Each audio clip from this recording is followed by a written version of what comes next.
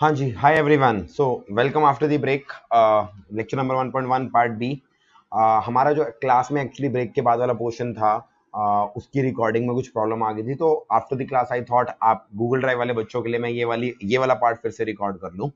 तो हमने ज़्यादा लंबी क्लास नहीं हुई थी ब्रेक के बाद, क्योंकि कुछ ऑडियो प्रॉब्लम आ गई थी हमारी, जिस वजह से हमारी क्लास जो कि आइडली 1 घंटे की होने वाली थी वो सिर्फ 35 मिनट्स की हुई थी। तो मैं आपको क्लास के बाद वाली सारी चीज जो हमने डिस्कस करी थी वो यहाँ पर डिस्कस कर लेता हूँ। ब्रेक से पहले हमने क्या डिस्कस किया था?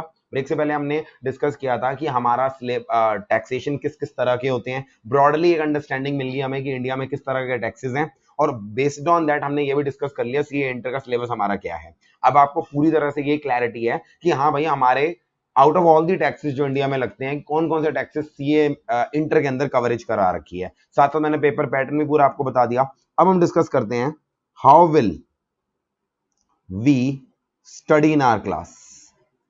मतलब बेसिकली मैं आपको एक शॉर्ट सिनॉप्सिस बताना चाहता हूं कि टैक्सेशन पढ़ने का तरीका क्या होता है, आपको किस तरह से पढ़ना है। जो आपके कॉमन डाउट्स होते हैं बहुत सारे बच्चों की, सर यहाँ पर जो आपकी बुक में लैंग्वेज दे रखी है उसे याद करना है, याद नहीं करना तो कैसे करना है, क्या ये क्वेश्चन प्रैक्टिकल ओरिएंटेड क्वेश्चन आएंगे इसके अंदर, क्या थ्योरी ओरिएंटेड। तो आपको जस्ट एक ग्लिम्स देना चाहता हूं। पहले मैं आपसे एक बात करूं, कोई भी सब्जेक्ट आप पढ़ते हो उसको पढ़ने के दो तरीके होते हैं। पहला तरीका क्या होता है, आप उस सब्जेक्ट की नॉलेज लेने के पॉइंट ऑफ व्यू से पढ़ते हो, नॉलेज ओरिएंटेड मेथड बोल सकते हो। दूसरा तरीका होता है कि आप उस पर्टिकुलर सब्जेक्ट में मार्क्स के पॉइंट ऑफ व्यू से पढ़ते हो। यानी आप कह रहे हो नॉलेज को एक बार के लिए साइड रखें, पहले मार्क्स लेने जरूरी है पेपर में, और पेपर में पहली बार में क्लियर करना या रैंक लेना वगैरह जरूरी है। अब आपको पता है, आप जिंदगी में अब इस समय लगभग 14-15 साल आपने अलग अलग क्लासेस कवर किए हैं। जरूरी नहीं है जो मार्क्स लेने के लिए स्ट्रैटेजी और जो नॉलेज लेने के लिए स्ट्रैटेजी है वो कॉमन हो। एक बच्चा मान लो कह रहा है, यार मुझे तो ना सिर्फ और सिर्फ मार्क्स लेने हैं, मुझे नॉलेज से कुछ लेना देना नहीं है, मुझे मार्क्स जैसे कैसे, आप मुझे ये बता दो इंपॉर्टेंट टॉपिक क्या है, आप मुझे ये बता दो कि कैसे आप पेपर में ज्यादा मार्क्स लो। बिलीव मी, आप मार्क्स तो ले लोगे। आप हो सकता है टैक्स के अंदर 80 अबव स्कोर कर लो, हो सकता है आप लेट सपोज रैंक स्कोर कर लो, मगर आप बिना नॉलेज के लिए काम कर रहे हो तो आगे जाकर आपको बहुत दिक्कत आने वाली है। जब आप सीए बन जाओगे उसके बाद तो इसी रियल लाइफ में आओगे, तो मैं आपको रियल लाइफ का ग्लिम्स पहले ही दे देता हूं। अगर आपके मार्क्स अच्छे हैं मगर नॉलेज नहीं है, उल्टा और गंदी तरह से ग्राइंड किया जाता है रियल लाइफ में आपको। मैं रियल लाइफ एग्जांपल लूं, लेट से मैं आप सबको अभी जैसे थोड़ी देर पहले मैं आपको बताया था, I was part of EY. मेरे को लगभग 4-4.5 साल मैंने ईवाई के अंदर बिताए। तो जो अर्नस्ट एंड यंग के अंदर मेरा समय बताया, उसके अंदर मैंने बहुत सारे इंटरव्यूज भी लिए। तो हमारे यहाँ ऐसा नहीं है सिर्फ मैं ही इंटरव्यू लेता था, टीम में जो भी पर्सन अवेलेबल होता था, जिसके पास अवेलेबिलिटी ऑफ टाइम होता था उस पर्टिकुलर दिन, वो इंटरव्यू लेने चले जाता था। और इंटरव्यू टिपिकली किसका होता था, कोई भी ऐसा चार्टर्ड अकाउंटेंट जो अभी पहली बार क्लियर करके फर्स्ट जॉब सीख कर रहा है। अब देखो, जब भी हम इंटरव्यू लेने जाते थे ना, हमारे सामने सीवी पहले दे दिया जाता था कि किस बच्चे का आपने इंटरव्यू देने जा रहे हो, उसके सीवी में क्या लिखा है।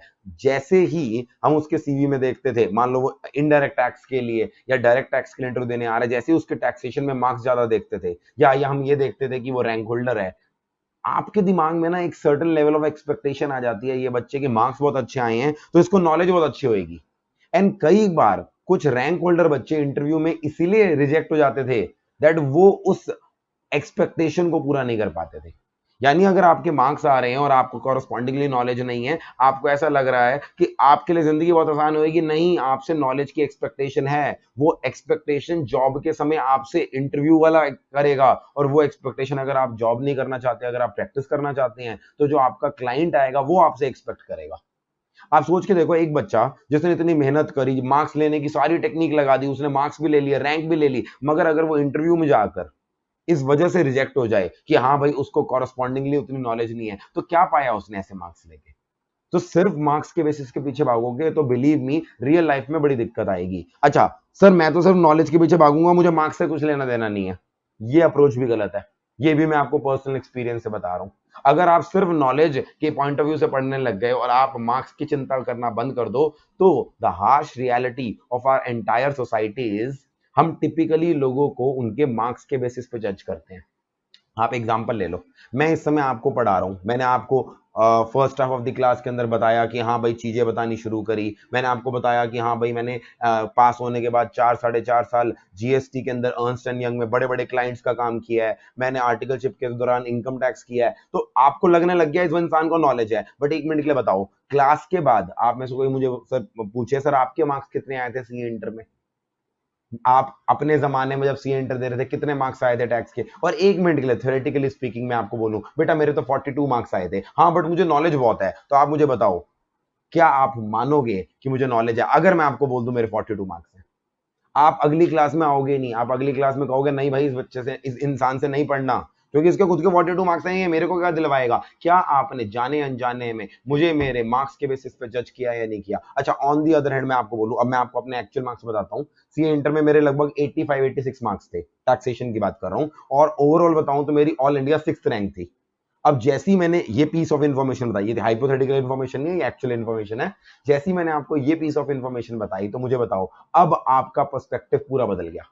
आपको लगा यार ये इंसान अपने जमाने में 6th रैंक लेके आया था, यानी इसने खुद अपने जमाने में पढ़ा लिखा इंसान है, पढ़ाकू टाइप का बच्चा है, अपने जमाने में 85-86 मार्क्स लेके आया था टैक्स में, हाँ अब मुझे कॉन्फिडेंस है कि यह इंसान मुझे पढ़ा लेगा। यानी आपको अभी आइडिया भी नहीं है कि मुझे सब्जेक्ट की कितनी नॉलेज है, कितना एक्सपीरियंस है, मगर आपने मार्क्स के बेसिस पर मुझे एक नॉलेजेबल पर्सन मान लिया। तो knowledge without marks and marks without knowledge, both the scenarios are undesirable and that is the real harsh reality जो मैं आपको पहली क्लास में बताना चाहता हूं।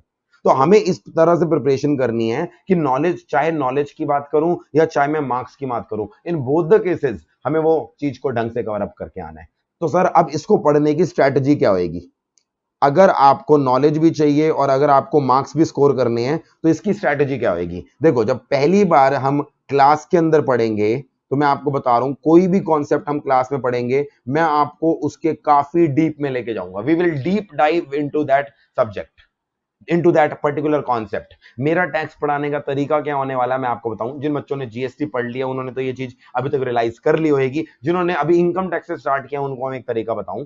मैं लेट अस सपोज आपके साथ कोई भी, मैंने आपको प्रोविजन बताना है, मैंने कोई भी सेक्शन बताना है, लेट से इनकम टैक्स का, थ्योरेटिकली कोई भी सेक्शन बोल रहा हूं, मैंने इनकम टैक्स का सेक्शन नंबर आपको 15 पढ़ाना है या सेक्शन नंबर 17 पढ़ाना है। एक तरीका है मैं आपको सीधा बताना शुरू कर दूं, इनकम टैक्स के सेक्शन 15 के अंदर ये चीजें लिखी हैं, ये प्रोविजन है, मैं आपको बताना शुरू कर दूं और आप धीरे धीरे क्या करना शुरू कर दो, याद करना शुरू कर दो। आप में से काफी सारे बच्चों ने शायद जो भी लॉ पढ़ा अभी तक वो ऐसे ही पढ़ा होगा, कॉन्ट्रैक्ट एक्ट के सेक्शन में ऐसा है, इसके अंदर ऐसा है, तो आप सेक्शन को धीरे धीरे क्या करने लग जाते हो, मेमोराइज। नो डाउट समझना पड़ता है, उसके अंदर एग्जाम्पल वगैरह लेते हो, बट कहीं ना कहीं हमारा दिमाग क्या करने लग जाता है, लॉ देखते ही उसे मेमोराइज करना शुरू कर देता है। दूसरा तरीका टैक्स पढ़ने का हमारा क्या है, और ये तरीका क्यों जरूरी है टैक्स में पढ़ना, मैं आपको ये भी बताऊंगा। हमारी क्लास में मैं क्या करूंगा, मैं आपके सामने सिचुएशंस क्रिएट करूंगा। इन शॉर्ट सिंपल भाषा में बोलूं तो मैं आपको कहानियां सुनाऊंगा। मैं आपको कहूंगा एक टैक्स पेयर है, उसके साथ ऐसा हुआ, उसने ये प्लानिंग करी, इस तरह से उसने टैक्स बचाया। फिर आपको बोलूंगा एज अ लॉ मेकर, अगर एक मिनट के लिए आप ये सोचो, आप वो आईएएस ऑफिसर, आईआरएस ऑफिसर हो जिसको लॉ बनाने की रिस्पॉन्सिबिलिटी मिली है, एज ए लॉ मेकर आप लॉ में क्या अमेंडमेंट करोगे ताकि इस टैक्स पेयर की प्लानिंग को फ्लॉप कर सको। एंड बिलीव मी, जब आप वो सारी सिचुएशन समझोगे, आप अपना लॉजिक अप्लाई करोगे, आपकी तरफ से जो आंसर आएगा that would actually be the law. आपको मैंने बेसिकली करना क्या है, instead of telling you what is the provision, I need to tell you the logic why lawmakers brought that provision। और इसके अंदर नो डाउट टाइम थोड़ा ज्यादा लगेगा। अगर मुझे डायरेक्टली आपको ये सेक्शन पढ़ाना है, मैं डायरेक्टली आपको बताना शुरू करूं 5 मिनट में ये सेक्शन समझा दूंगा, मगर अगर मुझे पूरी कहानी सुनानी है तो मुझे 8-10 मिनट उस कहानी को बनाने में लगेंगे, फिर आपको सोचने के लिए बोलूंगा आधा मिनट 1 मिनट उसमें लगेगा, फिर मैं आपको प्रोविजन बताऊंगा। यानी जो चीज मैं 5 मिनट में कर सकता था, नो डाउट मुझे 15 मिनट लगेंगे, मगर जैसे ये प्रोविजन आपने लॉजिकली समझ लिया, लॉजिक के साथ समझ लिया, अब आप लंबे समय तक इसको रिटेन कर पाओगे। अब आपको ये प्रोविजन, हो सकता है सीए बन जाओ उसके बाद भी वो लॉजिक दिमाग में बैठ जाए। तो व्हाट इज इंपॉर्टेंट इज, पहली बार नॉलेज के टर्म्स में पढ़ने के लिए जब भी हम कोई कॉन्सेप्ट पढ़ेंगे, it is very necessary that ना सिर्फ आप उस प्रोविजन को पढ़ो, ना सिर्फ उस प्रोविजन को मेमोराइज कर लो, आप उसके पीछे की कहानी को समझो। तो मुझे बेसिकली क्या करना है, मुझे आपको कहानियां बतानी है। मैं आपके पास रोज आऊंगा कहानियां सुनाने, आपने मुझे अगर फीस दिया कहानियां सुनाने के लिए दी है, मैं कहानियों में सिचुएशन जनरेट करूंगा, उस सिचुएशन के अंदर आप खुद ब खुद आपका दिल कहेगा ये प्रोविजन होना चाहिए, तो I will tell you the logic. अच्छा, कुछ जगह ऐसे भी आएगा सिचुएशन जहां पर आपका दिल कह रहा होगा ये चीज टैक्सेबल होनी चाहिए, मगर लॉ ने कुछ और कर रखा होगा। आपका दिल कर रहा होगा ये चीज ऐसे होनी चाहिए, मगर लॉ ने कुछ और कर रखा होगा, वहां पर भी मैं आपको बता दूंगा कि ये चीज लॉजिकल वे में ऐसे होनी चाहिए थी, मगर हमारा लॉ इलॉजिकल है। कुछ जगहों पे आपको मिलेगा, जिन बच्चों ने जीएसटी पढ़ लिया वहां पर उन्होंने देखा होगा टैक्स डिपार्टमेंट ने अपने फायदे के लिए कुछ जगह पे लॉ इलॉजिकल बना रखा है, वो भी आपको याद तो रह जाएगा ना अगर आपको सिचुएशन के थ्रू पता होगा। तो this will be our method of study during our classes. अच्छा, अब कुछ बच्चों का डाउट ये आता है, सर टैक्स हमने तो कभी पढ़ा नहीं, हमें तो अकाउंट्स पढ़ा रखा है, हमने तो कॉस्ट, हमने तो मैथमेटिक्स पढ़ रखा है, हमने तो लॉ पढ़ रखा है, तो आप हमें ये बताओ टैक्स हमारा प्रैक्टिकल सब्जेक्ट है या टैक्स हमारा थ्योरी बेस्ड सब्जेक्ट है? क्योंकि आज तक हमने जितने भी सब्जेक्ट्स पढ़े हैं उनको दो कैटेगरी में बांटा है, कुछ सब्जेक्ट हमारे प्रैक्टिकल होते हैं, कुछ सब्जेक्ट हमारे थ्योरी होते हैं। जैसे प्रैक्टिकल सब्जेक्ट्स की बात करूं, आज तक आपने अकाउंटेंसी पढ़ी है मान लो 11th क्लास से, तो अकाउंटेंसी को आप कौन सी कैटेगरी में डालते हो? प्रैक्टिकल सब्जेक्ट में। आपने सीए इंटर पे बिजनेस मैथमेटिक्स पढ़ी, आपने स्टैटिस्टिक्स पढ़ी, उन्हें क्या डालते हो आप? प्रैक्टिकल के अंदर। जैसे आपका यहां पर सीए इंटर की बात करूं, कॉस्ट अकाउंटेंसी नाम का सब्जेक्ट होगा, उसकी क्लास आपकी हो चुकी होगी, अभी होनी होगी, तो कॉस्ट अकाउंटिंग भी आपका क्या है? प्रैक्टिकल। इनको मैं प्रैक्टिकल क्यों बोल रहा हूं, मैं एक मिनट के लिए एग्जांपल लूं। अकाउंटेंसी का क्वेश्चन, मान लो फाइनल अकाउंट्स का क्वेश्चन आता था आपका, फाइनल अकाउंट्स के क्वेश्चन में क्या होता था, आपको एक ट्रेडिंग अकाउंट दिया होता था, मिस्टर राम का ट्रेडिंग अकाउंट दे रखा है, मिस्टर राम के ट्रेडिंग अकाउंट में ये चीजें हैं, बेस्ड ऑन दैट आप उसका क्या करते थे? पीएनएल और बैलेंस शीट बनाते थे। अच्छा, कुछ बच्चे तो यहाँ रट लेते थे, वो अलग बात है, मगर कुछ लोग जो कहते थे मेरा प्रैक्टिकल बड़ा स्ट्रांग है, दो तरह के बच्चे होते हैं ना, जो कहते हैं मेरा प्रैक्टिकल सब्जेक्ट स्ट्रांग है, थ्योरी वीक है, कुछ ऐसे होते हैं जो कहते हैं थ्योरी स्ट्रांग है, प्रैक्टिकल वीक है। अब जो बच्चा ये कहता है मेरा प्रैक्टिकल सब्जेक्ट स्ट्रांग है, वो क्या करता है, वो अकाउंट्स के अंदर ट्रीटमेंट को मगअप करने की जगह उसको लॉजिकली सोचता है। कुछ तो जनरल रूल्स होते हैं अकाउंटेंसी के जो आपको याद रखने पड़ते हैं, मगर मोस्ट ऑफ द केसेस में आप सोचो क्या करते हो प्रैक्टिकल सब्जेक्ट में, आप लॉजिक लगाते हो, यार इसके अकाउंट को पहले डेबिट करना चाहिए था, गलती से क्रेडिट कर दिया, तो अब अगर मैं रेक्टिफिकेशन एंट्री पास करूं तो ये हो जाएगा, इस तरह से लॉजिक लगाते हो। और जो बच्चा लॉजिकली सोचता है वो कहता है मेरा प्रैक्टिकल सब्जेक्ट स्ट्रांग है, क्यों? उसको रटना नहीं पड़ता। कुछ बच्चे ऐसे होते हैं सिर्फ 5-10 क्वेश्चन करते हैं किसी अकाउंट्स के चैप्टर के, बेस्ड ऑन दैट अकाउंट्स का क्वेश्चन एग्जाम में कराते हैं और उनका एग्जाम क्वेश्चन सही भी हो जाता है। अब थ्योरी बेस्ड बच्चे कौन से होते हैं? कुछ बच्चे ऐसे होंगे जो आपको मिलेंगे, कहेंगे सर हमारे ना प्रैक्टिकल थोड़ा वीक है, अकाउंटेंसी में मार्क्स नहीं आते, बिजनेस मैथमेटिक्स में नहीं आते, बट आप हमसे थ्योरी करवा लो, थ्योरी में बहुत अच्छे मार्क्स आ जाते हैं। बहुत सारे बच्चे ऐसे होंगे फाउंडेशन में, वो कहते होंगे सर आप हमें लॉ बताओ, बस लॉ बताते जाओ, अपनी लैंग्वेज में बढ़िया से आंसर लिख के आएंगे और उनके मार्क्स भी बहुत अच्छे आते हैं। हाँ, but when it comes to practical, उनको प्रैक्टिकल में दिक्कत आने लग जाती है। कारण क्या होता है, उनका पढ़ने का तरीका ऐसा होता है जहां पे वो चीजों को याद करना शुरू कर देते हैं, that works in theory subjects. चीजों को आपने याद कर लिया, उसको अपनी लैंग्वेज में रिप्रोड्यूस कर दिया या सेम लैंग्वेज रिप्रोड्यूस कर दी, केस स्टडी बेस्ड आंसर आया, आपको आंसर रिकॉग्नाइज किया, बढ़िया से प्रोविजंस ऑफ लॉ लिखे, फैक्ट्स ऑफ द केस लिखे, कंक्लूजन लिखी, मार्क्स आ गए। अब टैक्सेशन एक ऐसा सब्जेक्ट है, मैं आपको बताऊं, ये ना तो प्रैक्टिकल सब्जेक्ट है, ना ही लॉ जैसे लॉ की तरह ये थ्योरी सब्जेक्ट है।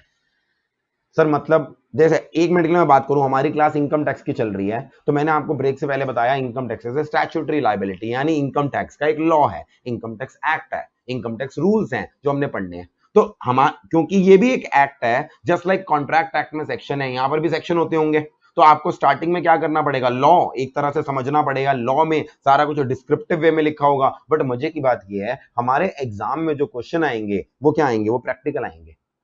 आप अभी देखना इनकम टैक्स के अंदर, इनकम टैक्स के अंदर आपके जो क्वेश्चंस होंगे, या एक बार आप आज क्या करना, क्लास के बाद ना अपनी आईसीआई की वेबसाइट पे जाकर इमीडिएटली प्रीसीडिंग जो पेपर हुआ है, अभी ये जुलाई 2021 वाला पेपर हुआ है, एक बार डाउनलोड करके देख लेना। जुलाई 21 वाला शायद अभी तक वेबसाइट पे अपलोड नहीं हुआ होगा, जनवरी 21 वाला करके देख लेना, या नवंबर 20 वाला। उसके अंदर आप क्वेश्चन देखोगे ना, आपको लगेगा ही नहीं ये पेपर अकाउंट्स का नहीं है, टैक्स का है, क्योंकि आपको जैसे अकाउंट्स के अंदर प्रैक्टिकल क्वेश्चन पूछे जाते हैं, आपका एटलीस्ट इनकम टैक्स पोर्शन में तो बिल्कुल वैसा फीलिंग आएगी। जीएसटी में फिर भी केस सिनेरियो बेस्ड क्वेश्चन आते हैं, वहां पर प्रैक्टिकल क्वेश्चन एक दो आते हैं, आपके 2-3 क्वेश्चन केस सिनेरियो बेस्ड होते हैं, मगर वो मतलब जैसे लॉ के अंदर केस स्टडी आती थी वैसे क्वेश्चन, मगर इनकम टैक्स में प्योरली प्रैक्टिकल। जैसे इनकम टैक्स में एक चैप्टर आएगा आपका, आगे जाकर हम पढ़ेंगे बिजनेस इनकम नाम से, तो उसके अंदर क्या होगा, वही ट्रेडिंग अकाउंट दे रखा होगा और नीचे कहा गया होगा इस इंसान की आपको क्या निकालनी है, business income as per income tax निकालनी है। अब ये प्रैक्टिकल सब्जेक्ट नहीं होगा, क्योंकि प्रैक्टिकल सब्जेक्ट में हम क्या करते हैं, ट्रेडिंग अकाउंट से पीएनएल बनाते समय लॉजिक लगाते हैं। मगर टैक्स में अगर ट्रेडिंग अकाउंट दे रखा है, ट्रेडिंग अकाउंट से जब टैक्सेबल इनकम निकालोगे तो आप लॉजिक नहीं लगाओगे, आप जो लॉ में लिखा है उसे लगाओगे। यानी ये प्योर प्रैक्टिकल सब्जेक्ट नहीं होगा। लगेगा प्रैक्टिकल कर रहे हो आप, वही ट्रेडिंग अकाउंट से प्रॉफिट निकाल रहे हो, मगर इस बार जो भी ट्रीटमेंट आप करोगे, किसी चीज को ऐड करोगे, किसी चीज को लेस करोगे, वो लॉजिक की वजह से नहीं हो रहा, उसके पीछे लॉ का प्रोविजन है। लॉ ऑब्वियस सी बात है, लॉजिकल लॉ पढ़ते समय हम लॉजिक लगाने की कोशिश करेंगे, मगर आपकी मर्जी में जो मर्जी आए आप नहीं कर सकते, आपको वही करना पड़ेगा जो लॉ में लिखा हुआ है। लॉ को याद रखने के लिए लॉजिक लगाएंगे, that is a separate thing, मगर that is the main point that separates taxation subject from all other subjects. ये ना तो प्योरली प्रैक्टिकल है, ना तो प्योरली थ्योरी है। आप जब लॉ पढ़ रहे, आप जब ये इनकम टैक्स पढ़ रहे होगे, जीएसटी पढ़ रहे होगे, पढ़ते समय आपको फीलिंग आएगी अरे ये तो थ्योरी सब्जेक्ट है। यहां पर हम बिल्कुल जैसे लॉ पढ़ते हैं, सिचुएशंस आ रही हैं, उसके अंदर सेक्शन है, सेक्शन के अंदर सब सेक्शन है, क्लॉजेज हैं, रूल नंबर है, ये तो बिल्कुल लॉ वाला है। मगर जब क्वेश्चन आएंगे उसको प्रैक्टिकली क्वेश्चन के अंदर अप्लाई करना है, तो आपको एक तरफ से थ्योरी वाली पार्ट भी यूज हो गया, इसके अंदर प्रैक्टिकल भी। That is what makes the taxation subject quasi theory and quasi practical. I hope आपने फाउंडेशन लेवल पे क्वाजाई का मतलब देखा होगा, क्वाजाई कॉन्ट्रैक्ट पढ़ते थे ना फाउंडेशन पे, ऐसे कॉन्ट्रैक्ट जो एक्चुअली में कॉन्ट्रैक्ट के सारे फीचर सेटिस्फाई नहीं करते, कॉन्ट्रैक्ट जैसे होते हैं उन्हें क्वाजाई कॉन्ट्रैक्ट बोलते हैं। सेम वे में quasi practical and quasi theory का मतलब क्या हुआ, ना तो ये प्योरली प्रैक्टिकल जैसा है, ना ही प्योरली थ्योरी जैसा है, and that is what makes tax very interesting. मैं आपको बताऊं, अपने स्टूडेंट लाइफ के अंदर मेरे अकाउंटेंसी के अंदर बहुत अच्छे मार्क्स आते थे। Accounts was my strong point.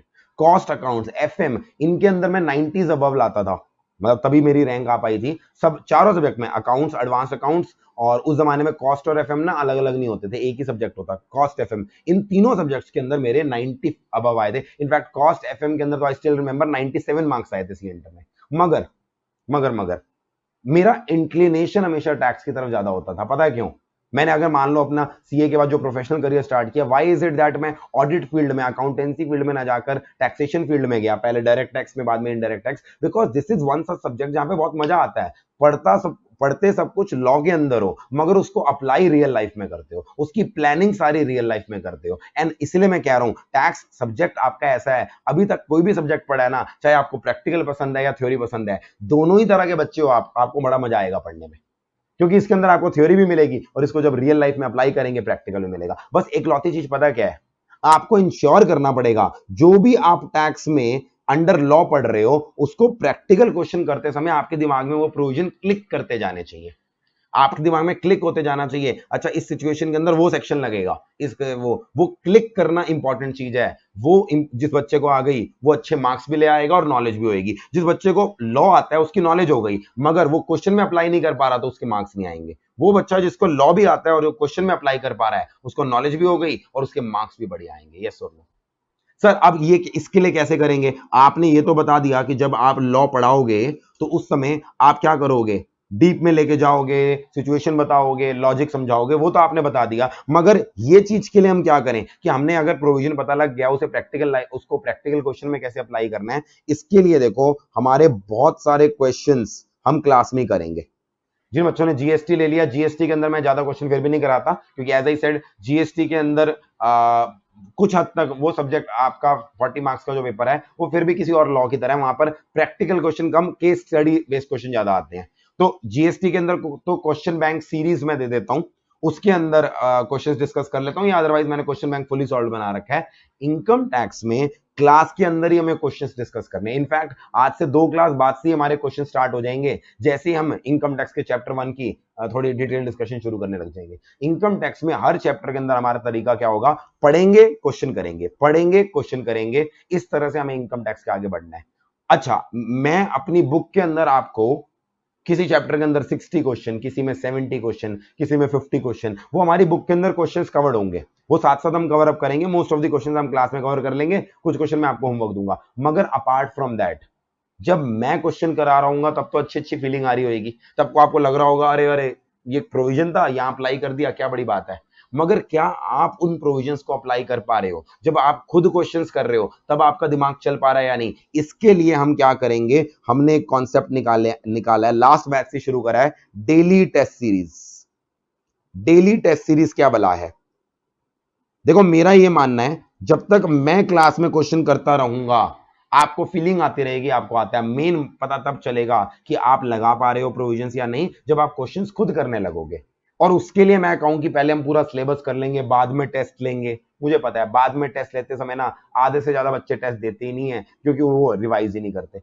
तो हमारा यहाँ तरीका क्या होगा, साथ साथ जैसे जैसे आपके चैप्टर्स होते जा रहे हैं, साथ साथ ही मैं आपकी टेस्ट सीरीज लेता रहूंगा। मान लो चैप्टर नंबर 1 हो गया, आज से 5-7 क्लासेस बाद हमारा चैप्टर नंबर 1 मान लो लेट से कंप्लीट हो गया, 10 क्लासेस मान लेते हैं, 10 में पूरा A to Z खत्म हो जाएगा। उसके बाद जैसे हम चैप्टर 2 पे गए, मैं चैप्टर 1 की टेस्ट स्टार्ट कर दूंगा। रोज हमारी क्लास के बाद आपका टेस्ट लिया जाएगा। रोज क्लास के बाद मैं 5 मिनट आपको दूंगा, वहीं पर 10 मिनट दूंगा टेस्ट करने के लिए। टेस्ट बहुत बड़ा नहीं होगा, टेस्ट 5 मार्क्स का, 10 मार्क्स का, 8 मार्क्स का, इस तरह के टेस्ट बनेंगे, मगर वो डेली होंगे। डेली मतलब आई एम नॉट सेइंग 6 हफ्ते में 6 दिन हमारी क्लास है तो 6 के 6 दिन होएगी, बट हमारी कोशिश रहेगी एटलीस्ट 3 या 4 दिन तो हमारे टेस्ट हुई हो। उससे क्या होगा, आपको पता लग जाएगा कि आप वो कर पा रहे हो नहीं। मैं जान के क्या करूंगा, मान लो 8 मार्क्स का पेपर टेस्ट बनाया, 4 मार्क्स का एक प्रैक्टिकल दे दिया, 3 या 4 मार्क्स के एमसीक्यू दे दिए, जिसको करने में मात्र आपको 5-10 मिनट लगेंगे। मगर ऐसे आपको डेली बेसिस पे प्रैक्टिस होने लग जाएगी, किस चीज की, कि आपको जो प्रोविजंस याद हैं वो क्या आप रियल लाइफ में अप्लाई कर पा रहे हो या नहीं। उन क्वेश्चंस को करते समय आपको पता लग जाएगा,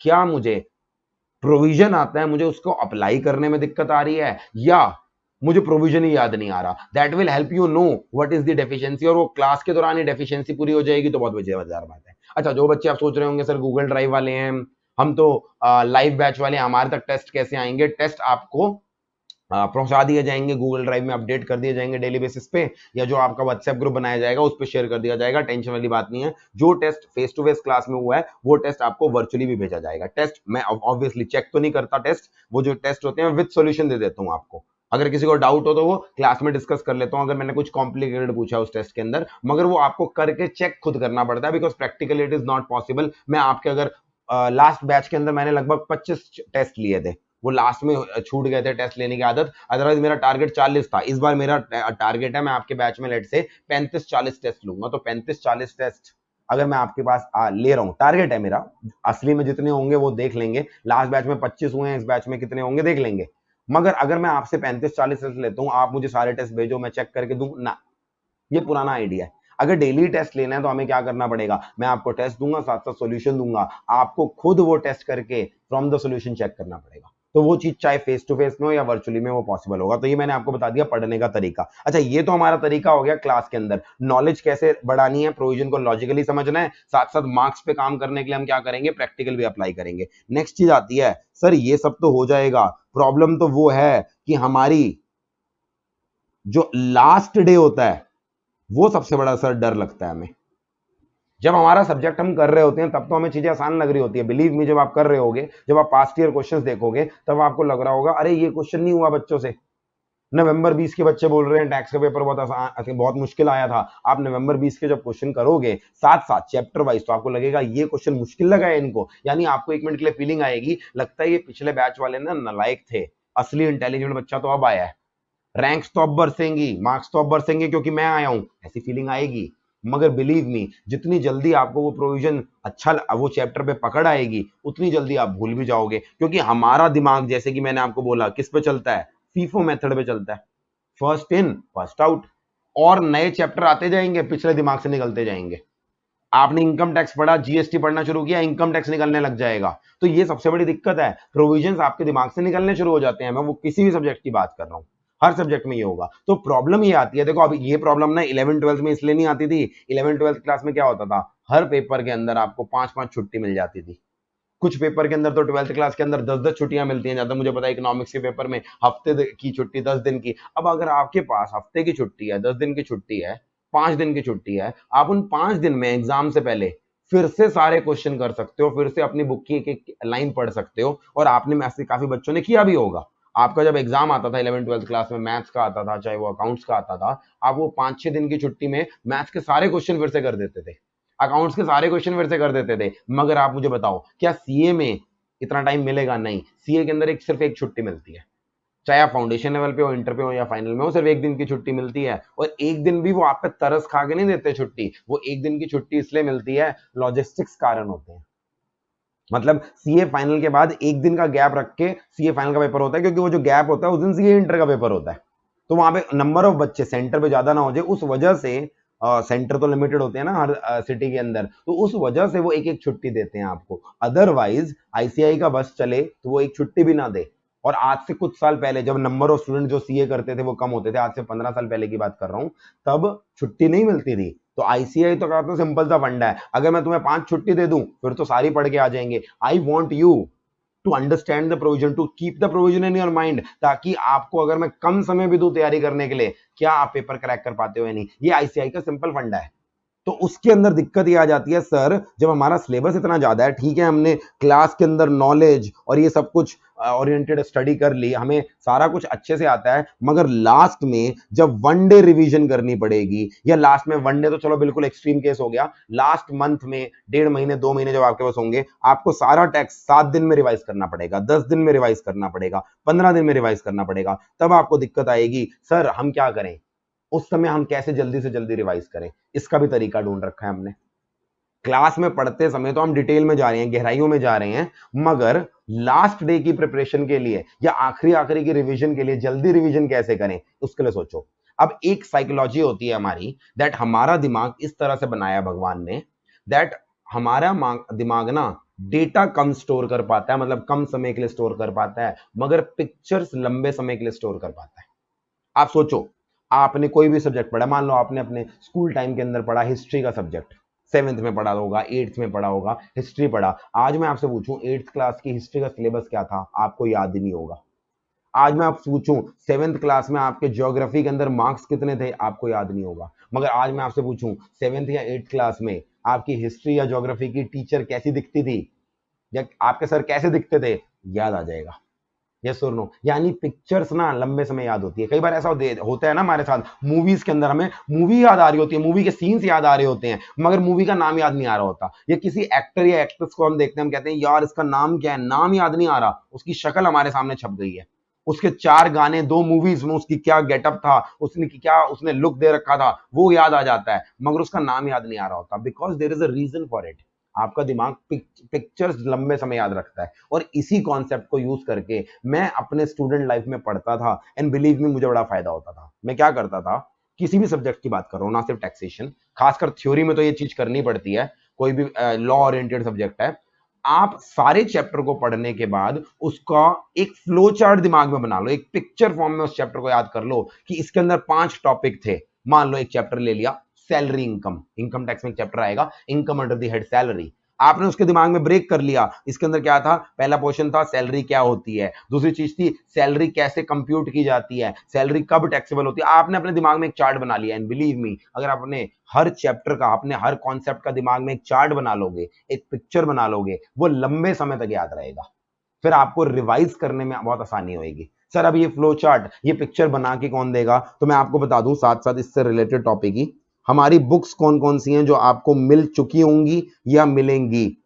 बात करूं जीएसटी की, पहले जीएसटी के अंदर एक हमारी मेन बुक होती है, ठीक है जी, जिसके अंदर सारे प्रोविजंस दे रखे हैं, इलस्ट्रेशंस दे रखी हैं, सब कुछ होंगी। साथ साथ एक क्वेश्चन बैंक होता है हमारा। क्वेश्चन बैंक में क्या है, जब से जीएसटी आया, जीएसटी का पहला पेपर सीए में मई 18 में हुआ था, मई 18 से लेकर टिल योर रीसेंट अटेम्प्ट आपको सारे पास्ट ईयर पेपर, आईसीआई की स्टडी मटेरियल में जो क्वेश्चन है, आईसीआई की वेबसाइट पे जो एक्स्ट्रा क्वेश्चन दे रखे हैं, आईसीआई जो आरटीपी एमटीपी निकालता है, वो सब इस क्वेश्चन इस बुकलेट में कवर होंगे अलोंग विद द आंसर्स। यानी ये सॉल्व होएगी, पहले क्वेश्चन दे रखा होगा, पीछे आंसर दे रखा होगा। तो ये क्वेश्चन बैंक मिलेगा आपको, मेन बुक मिलेगी। ये हम करेंगे जब हम साथ साथ कर रहे हैं, मतलब अगर आप जीएसटी का बैच पढ़ रहे हो तो साथ साथ ये करोगे। सिमिलरली इनकम टैक्स के अंदर आपको एक नहीं 2 मेन बुक मिलेंगी, 2 मॉड्यूल मिलेंगे, मगर इसी मॉड्यूल के अंदर क्वेश्चन बैंक इंक्लूडेड होगा। यानी इनकम टैक्स का अलग से क्वेश्चन बैंक देने की जरूरत नहीं है, हर चैप्टर के साथ साथ ही उस चैप्टर के क्वेश्चन इंक्लूडेड होंगे। एंड अगेन यहां पर भी 95% क्वेश्चन जो मैंने आपकी बुक में डाले हैं वो सॉल्व डाले हैं, 4-5% क्वेश्चन मैंने जान के अनसॉल्व रखे हैं, ताकि क्लास में भी तो करेंगे हम। तो क्लास में सॉल्व वाले भी करेंगे, अनसॉल्व वाले भी करेंगे। अनसॉल्व वाले मैं इसलिए रखे हैं ताकि प्रेजेंटेशन, क्वेश्चन करना कैसे, थोड़ी आदत डालूं आपको। तो हमारे यहाँ पर साथ साथ क्वेश्चन करने होंगे, यहाँ पर क्वेश्चन बैंक अलग होता है हमारा। अच्छा, ये तो हो गया साथ साथ। इनके अंदर सर जब हम ये करेंगे तब वो तो क्लास के साथ साथ, मगर रिवाइज के लिए, रिवीजन के लिए आपको जीएसटी के अंदर एक फ्लो चार्ट बुक मिली होगी। मतलब जिन बच्चों ने अभी जीएसटी का अर्ली बैच स्टार्ट किया उनको मैंने कहा था मैं लास्ट में दूंगा, यानी कि इनकम टैक्स के साथ दूंगा। अभी जीएसटी ऑलमोस्ट हमारा खत्म होने वाला है, अर्ली बैच में 1-2 क्लास और रह गई है मेरी, उसके बाद उनको दूंगा। सिमिलरली अभी फ्लो चार्ट बुक आपको मिलेगी इनकम टैक्स में। ये फ्लो चार्ट बुक अभी पूरी तरह से प्रिपेयर नहीं हुई है, ये अभी अंडर प्रिपरेशन है। तो उम्मीद है कि जब तक आपको मैं दूंगा तब तक वो प्रिपेयर हो जाएगी। अभी मैंने को दिसंबर 21 बच्चे अटेम्प्ट वाले बच्चों को वो प्रिपेयर करके देनी है, तो वही वाली चीज अपडेट आपको करके मिल जाएगी। तो दोनों सब पार्ट्स के अंदर आपको फ्लो चार्ट बुक मिलेगी। यहाँ पर अप्रोक्सीमेटली 60 चार्ट्स हैं, और जैसे कि मैंने बोला ये अभी अंडर प्रिपरेशन है, मेरा एस्टिमेट है यहाँ पर अगेन 70-75 चार्ट्स होंगे। मुझे ऐसा लग रहा है कि इन टोटल इतने बन के आएंगे। इसमें हम क्या कर रहे हैं, लिमिटेड चार्ट्स में, मान लो 60 चार्ट्स में हम पूरा जीएसटी का सिलेबस 40 मार्क्स का कवर कर रहे हैं। अब अगर आप इन चार्ट्स के थ्रू रिवाइज करोगे तो आपको एक पिक्टोरियल व्यू मिल जाएगा हर चैप्टर का, जो कि आपको लंबे समय के लिए याद रखने में हेल्प करेगा। और साथ साथ आखिरी दिन जब टाइम नहीं होगा, जब ये बुक खोलने की हिम्मत नहीं आ रही होगी, तो आप इस बुक के बेसिस पे रिवाइज कर सकते हो। आखिरी दिन जब हिम्मत नहीं आ रही होगी इनकम टैक्स की बुक खोलना, तो उस समय आप इस बुक के बेसिस पर रिवाइज कर सकते हो। That will help you on the last day. But ये वाली चीज बुक्स में जान के लास्ट में देता हूं, कारण बड़ा सिंपल होता है। अगर ये बुक्स मैंने आपको फ्लो चार्ट वाली पहले दे दी, तो बहुत सारे बच्चे ऐसे हैं, मेरे को पता है पिछले बैच के एक्सपीरियंस के बेसिस पे, वो मेन बुक पढ़ते ही नहीं, वो फ्लो चार्ट पढ़ना शुरू कर देते हैं।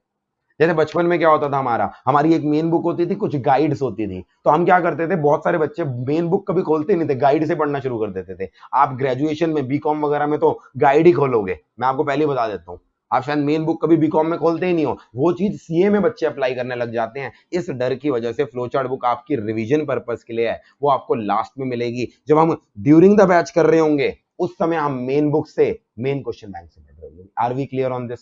मैंने आपको बता दिया किस तरह से हम during the course of the classes पढ़ेंगे, एंड हमारी फ्लो चार्ट बुक जो आपको लास्ट में रिवाइज करने में हेल्प करेगी। यहां पर अब कुछ और क्वेश्चंस ले लेता हूं लास्ट क्लास में, before we wrap up the class. जो हमारे क्वेश्चन हमारी क्लास के अंदर आए थे, पहला, सर क्या हमें आपकी बुक करने के बाद आईसीआई स्टडी मटेरियल पढ़ने की जरूरत है या नहीं है? क्योंकि आईसीआई ने भी बड़ी बड़ी पोथियां हमें बड़े बड़े स्टडी मटेरियल भर के दिए हैं। देखो, कोई भी सीए एग्जाम है उसके अंदर आईसीआई का स्टडी मटेरियल को तो बेस बना के चलना ही पड़ता है। अगर मैं आपको बोलूं आईसीआई का स्टडी मटेरियल बेकार है, फेंक दो उसे, तो I will be the wrong person. अब तक आपको समझ में आ गया होगा, आईसीआई की स्टडी मटेरियल को इज्जत देनी पड़ती है। बट ध्यान दो, आपकी ये जो बुक्स हमने बनाई हैं उनको बनाते समय आईसीआई की एक एक इलस्ट्रेशन, एक एक प्रोविजन का हमने ध्यान रख के बुक बनाई है। तो आईसीआई की बुक में एक एक क्वेश्चन, एक एक इलस्ट्रेशन आपकी बुक में ऑलरेडी इंक्लूड कर रखी है। हाँ, आईसीआई की बुक में जो प्रेजेंटेशन है, जो प्रोविजंस को लिखते समय जो लैंग्वेज है, वो हमारी बुक से अलग है। यहां पर हमने देखेंगे, आप देखोगे हमारी बुक के अंदर टोटल क्या दे रखा है, टेबुलर फॉर्म के अंदर प्रेजेंटेशन दे रखी है, ताकि प्रेजेंटेशन अच्छी हो।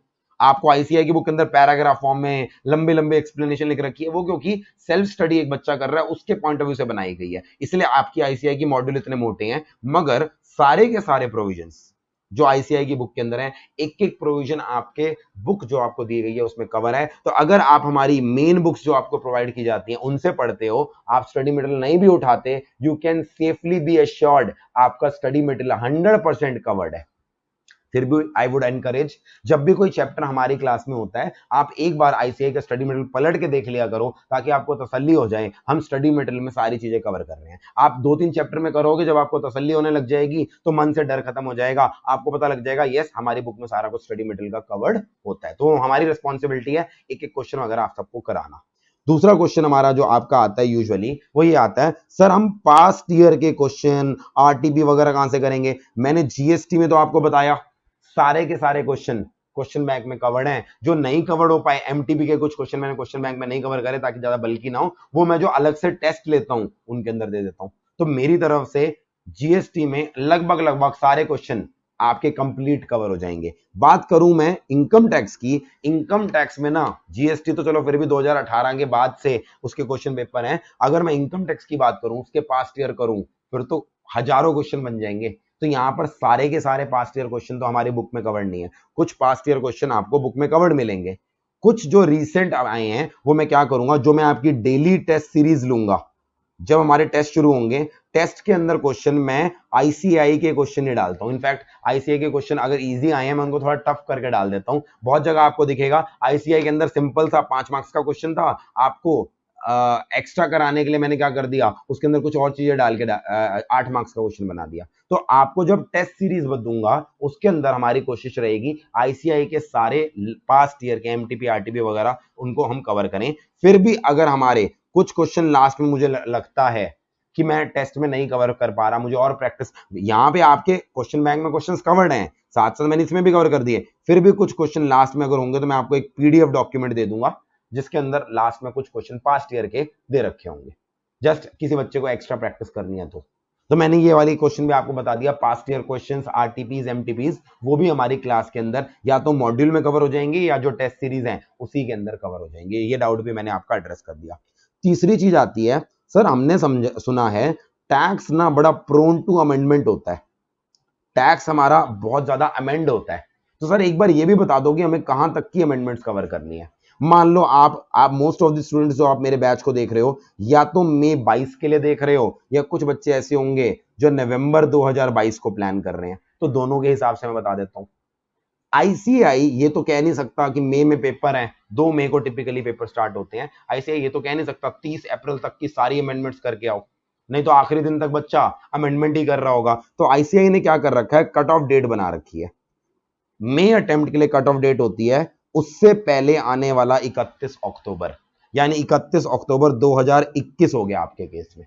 आपको मई 22 अटेम्प्ट के लिए 31 अक्टूबर 2021 तक की जो अमेंडमेंट्स हैं उन्हें कवर करना है, और नवंबर के लिए जो कट ऑफ डेट होती है वो 30 अप्रैल होती है, 30 अप्रैल 2022। अगर आप इस समय मुझे सुन रहे हो और आप नवंबर 22 को टारगेट कर रहे हो तो आपको 30 अप्रैल तक की अमेंडमेंट्स कवर करनी है। अब जैसे ही आप ये सुनोगे आप कहोगे इस समय जब मैं ये क्लास ले रहा हूं अक्टूबर अभी स्टार्ट होने वाला है, सितंबर एंड में बैठे हैं हम, तो आप कहोगे सर इसका मतलब तो अभी 31 अक्टूबर तो आया ही नहीं, तो इसका मतलब हम तो फिर ऐसा करते हैं नवंबर में तैयारी शुरू करेंगे, दिसंबर में करेंगे। हम ऐसा कर नहीं सकते, टैक्स का सिलेबस इतना ज्यादा है, पढ़ना तो आपको पड़ेगा ही। तो हर अटेम्प्ट का बच्चा ऐसे ही करता है, जो कट ऑफ डेट होती है उससे पहले तैयारी शुरू कर देता है। हाँ, आपको पता होना चाहिए कि हो सकता है आप जो पढ़ रहे हो उसमें थोड़ी बहुत अमेंडमेंट आ जाए, and let me tell you, अगर अमेंडमेंट आती भी है ना तो 99.5% तो सेम रहता है, लेस देन 1% आपका अमेंड होता है, always it is less than 1% of the amendments जो आती हैं।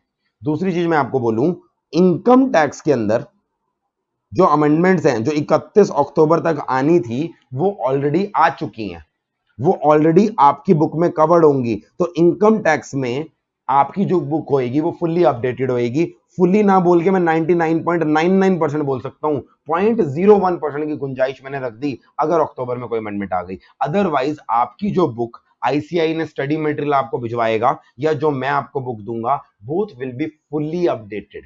ऐसा क्यों बोल रहा हूं मैं, क्योंकि आप कल की क्लास में ना हम sources of income tax law पढ़ेंगे, तो मैं कल की क्लास में आपको बताऊंगा इनकम टैक्स के अंदर जो अमेंडमेंट्स आती हैं ना वो मेनली बजट के थ्रू आती हैं। तो जो हमारा बजट है, बजट 2021 वो तो ऑलरेडी आ चुका है, हमें ऑलरेडी पता लग गया है अमेंडमेंट्स क्या आई हैं, तो वो अमेंडमेंट्स आईसीआई ने भी अपने स्टडी मटेरियल में कवर करी हैं, हमने भी करी हैं। 31 अक्टूबर तक अब कोई अमेंडमेंट नहीं आने वाली, क्योंकि इनकम टैक्स में डेली अमेंडमेंट नहीं आती, यूजुअली इनकम टैक्स में साल में एक बार आती है। इसका लीगल कारण मैं आपको कल वाली क्लास में बताऊंगा जब मैं sources of income tax act बताऊंगा। तो इनकम टैक्स में अमेंडमेंट्स की गुंजाइश बहुत बहुत कम है आपकी, ठीक है जी, बहुत बहुत 0% इसलिए नहीं कह रहा क्योंकि कई बार मिड ऑफ द ईयर में सरकार को एक्सेप्शनल सिचुएशन के अंदर अमेंडमेंट लानी पड़ती है, that I can not rule out. Otherwise आपकी इनकम टैक्स की बुक जो आईसीआई ने दी है या जो मैं आपको दूंगा वो फुली अपडेटेड है। जीएसटी की बात करूं, जिन बच्चों ने जीएसटी की क्लास देखी है उनको पता होगा, मैंने जो अभी रिसेंटली बैच लिया है उसमें 15 अगस्त तक की अमेंडमेंट्स डाल दी हैं। ऑल्दो आईसीआई का स्टडी मटेरियल जो वेबसाइट पर है वो आपको 30 अप्रैल तक अपडेटेड मिलेगा, ये अभी लेटेस्ट आया वो मुझे नहीं पता उन्होंने क्या डेट कट ऑफ डेट रखी है, उन्होंने भी शायद अगस्त तक अपडेट कर लिया हो। हमारी अगस्त तक की अपडेटेड बुक है, तो वहां पर मैंने जीएसटी कराते समय बच्चों को पहले ही बता दिया था, जो भी मैं आपको अपडेट्स करा रहा हूं 15 अगस्त तक करा रहा हूं, 15 अगस्त से लेकर 31 अक्टूबर तक 2.5 महीने में अगर कोई अमेंडमेंट आई, 1 2 3 अमेंडमेंट आई, वो मैं आपको अलग से क्लास के एंड में, जब हमारे बैच खत्म हो जाएंगे, बैच के एंड में आपको अमेंडमेंट वीडियो अलग से देकर प्रोवाइड करूंगा। वो भी अमेंडमेंट देनी रिस्पॉन्सिबिलिटी हमारी है। That amendment video will be provided to all the students, whether face to face, live, virtual, सबको प्रोवाइड की जाएगी। अभी रिसेंटली मेरा दिसंबर 21 बैच जो है, उनको मैंने एक अमेंडमेंट वीडियो शूट करके दी। उनको ये बताया कि देखो ये सारी अमेंडमेंट्स, 22 अमेंडमेंट टोटली थी, 19 अमेंडमेंट मैंने उनकी क्लास में कवर कर ली थी, 3 अमेंडमेंट जो नहीं करी थी मैंने आपको उनको बता दी। सेम आपके बैच में होगा। जीएसटी में अगर मान लो जीएसटी करते समय आपने रियलाइज किया होगा कुछ सर्कुलर वगैरह, कुछ अमेंडमेंट वगैरह तो मैंने क्लास में कवर कर ली थी, जो 30 अप्रैल के बाद आई हैं, 30 अप्रैल 2021 के बाद आई हैं। कुछ अगर अमेंडमेंट आएंगी 2, 3, 4 मुझे नहीं पता, वो आपको लास्ट में कवर करा दी जाएंगी। मगर ये चीज इनकम टैक्स के अंदर यूजुअली नहीं होगी। इनकम टैक्स में हर दिन अमेंडमेंट नहीं आती। इसका लीगल कारण आपको कल बताऊंगा, मैं आज इसका कारण नहीं बता पा रहा। Why am I saying income tax में ज्यादा नहीं आएंगी। अच्छा, आखिरी चीज, अगर कोई नवंबर 22 का बच्चा है, वो याद रखना इनकम टैक्स उसके लिए भी चेंज नहीं होगा। क्यों सर? तब तक तो बजट 2022 आ जाएगा। अरे बजट 2022 फरवरी मार्च के अंदर आ तो जाएगा, फरवरी में प्रेजेंट होगा, मार्च तक साइन हो जाएगा, मगर वो ना 30 अप्रैल तक इंप्लीमेंट नहीं हो पाता। इसलिए बजट 2022 नवंबर 22 बच्चों पे भी एप्लीकेबल नहीं होगा। इनकम टैक्स का सिलेबस मई 22 में, नवंबर 22 में, इफ नॉट 100%, 99.99% सेम होता है, क्योंकि दोनों अटेम्प्ट के अंदर बजट कहां तक अप्लाई होता है? 2021 तक। बजट 2022 नवंबर 22 अटेम्प्ट के लिए भी एप्लीकेबल नहीं होगा।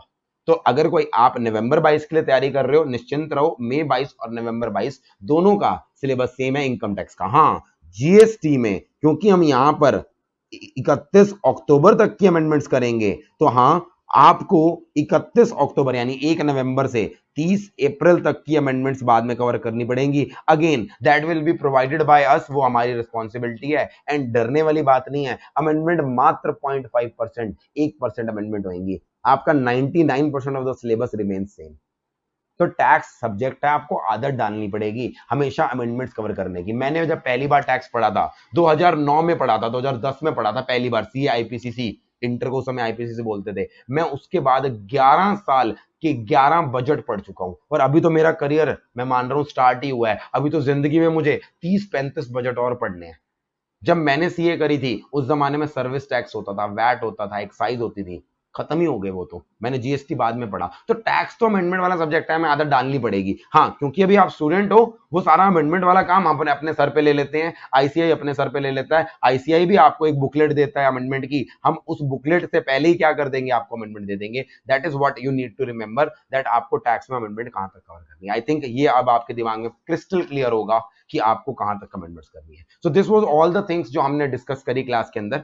हम इनकम टैक्स का जो मेन पोर्शन है वो स्टार्ट नहीं कर पाए थे क्लास के अंदर, वो हमारा 1.2 यानी कल की क्लास में स्टार्ट होगा। So see you in the next class. Next class में प्रॉपर वे में हम इनकम टैक्स की बात करेंगे। जो बेसिक डिस्कशन मुझे आप सबके याद करनी थी वो मैंने कर ली। अच्छा, जो गूगल ड्राइव वगैरह के बच्चे हैं उनको व्हाट्सएप नंबर मैं आपका प्रोवाइड कर देता हूं। वैसे तो आपको जो मेल आई होगी उसके अंदर दे रखा है, फिर भी मैं आपको व्हाट्सएप नंबर देता हूं 7827503253। This is my WhatsApp number. जो भी आप डाउट्स पूछोगे, चाहे आप फेस टू फेस वाले हो, लाइव वाले हो या गूगल ड्राइव वाले हो, आप इस नंबर पे मुझसे डाउट पूछ सकते हो। This is our WhatsApp number.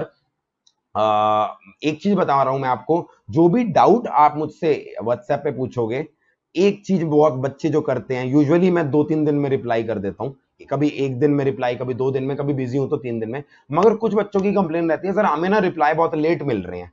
मैं बताता हूं उनका कारण। मेरे को बहुत बार बच्चे बोलते हैं। अब कुछ बच्चे पता क्या करते हैं, हर बैच में मैं आपको पहले ही बता देता हूं ताकि आप मिस्टेक ना करो। लेट से आज 22 तारीख है, एक बच्चे ने मुझे 19 तारीख को, 19 सितंबर को कोई डाउट भेजा। मैं 22 तारीख तक लग से आंसर नहीं कर पाया। कई बार नहीं कर पाते क्योंकि दिन के रोज मुझे ऑन एन एवरेज 100-150 डाउट्स आ जाते हैं। इंस्टाग्राम पे जो मैसेजेस आते हैं नॉन स्टूडेंट्स के वो अलग, मैं सिर्फ व्हाट्सएप डाउट्स की बात कर रहा हूं, फाउंडेशन इंटर के मिला के। अब मान लो मैं 19 सितंबर का डाउट 22 सितंबर तक नहीं लिया, तो बच्चे पता क्या करते हैं, कोई बच्चे 20 सितंबर को फिर से एक मैसेज भेज देंगे, question mark, sir please reply, sir जवाब दे दो प्लीज। फिर 22 तारीख को फिर से कर देंगे। ऐसे करके पता क्या कर रहे हो, आप अपने रिप्लाई को डिले कर रहे हो। पता क्यों? मैं व्हाट्सएप में क्रोनोलॉजिकल ऑर्डर के अंदर अपने रिप्लाई देता हूं। तो अगर मैं 23 तारीख को लेट से बैठूंगा, मैं सबसे पहले 18, 19, 20, 21, 22 इस तरह से जवाब दूंगा। अगर आपने 19 तारीख को क्वेश्चन पूछा था और उसके बाद 3 बार टॉप अप कर दिया आपने, सर प्लीज रिप्लाई या क्वेश्चन मार्क, आपका डाउट हर बार एक दिन नया होता जा रहा है। यानी फीफो मेथड के हिसाब से, मैं फीफो मेथड के हिसाब से जवाब देता हूं क्रोनोलॉजिकल, आपका रिप्लाई अब लेट आएगा। अब 19 तारीख के जवाब चले जाएंगे, 20 के चले जाएंगे, 21 के सारे जवाब चले जाएंगे। व्हाट्सएप ने आपके डाउट को 22 तारीख का डाउट बना दिया। फिर बच्चा कहता है सर मैंने तो 19 को पूछा था, आप मेरे को इतना लेट क्यों जो दे रहे हो? तुमने 19 को नहीं भेजा था, तुमने उस पर टॉप अप डाल डाल के तुमने 22 को बना दिया उसका। तो प्लीज एक चीज गलती बार बार मत करना, जब भी आप व्हाट्सएप पे डाउट पूछते हो, अगर आपको 2 दिन 3 दिन तक रिप्लाई नहीं आता, क्वेश्चन मार्क भेज के सर प्लीज रिप्लाई, सर ये कर दो वो कर दो, ऐसे करके आप अपने रिप्लाई को लेट कर रहे हो, क्योंकि क्रोनोलॉजी के हिसाब से आप अपने आंसर, अपने डाउट को और ऊपर शिफ्ट करते जा रहे हो।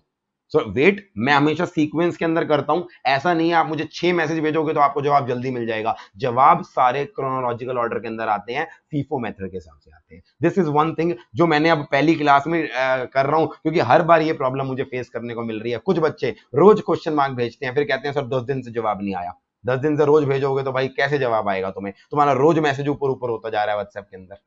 इस चीज को ध्यान रखना। See you in the next class. I hope आपके डाउट्स क्लियर हो गए होंगे। कोई और सब्जेक्ट के रिलेटेड डाउट है आप मुझसे पूछ सकते हैं। See you in the next class. This was Sanchit Grover. Bye bye.